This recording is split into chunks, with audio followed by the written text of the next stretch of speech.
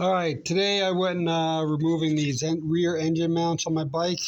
Harley calls them an isolator. It's probably a technical reason why, but I don't know why. And so this is just, I got to put this new one back in.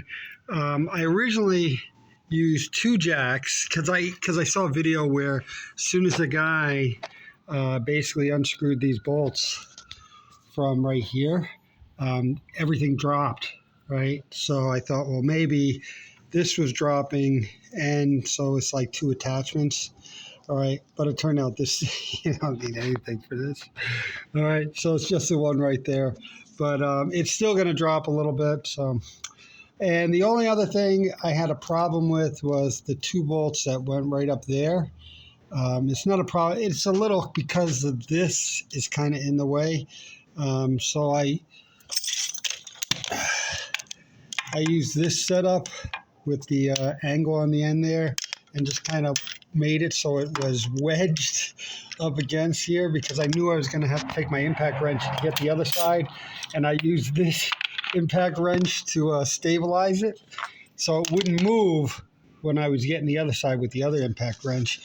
And the only other problems on this side is that I still use this other jack, because to get where the bolts are, they're way back in there.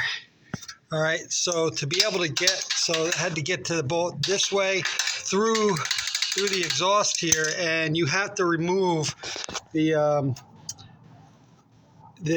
exhaust support that attaches here and here. All right, so it supports the exhaust.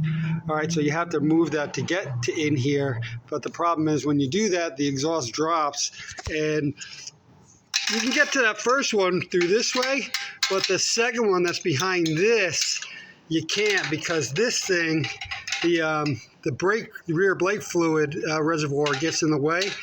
So you have to use that other jack, or you can just take the whole exhaust off, but this is kind of a pain. All right, so to do that, I just jacked up a little bit in the back, and so I was able to get right in there to get it. Now, the only other problem I see is going to be to get that bolt back in, which is going to be a little bit of hassle. I don't know if it matters which side I go from to get the bolt back in, so we'll see.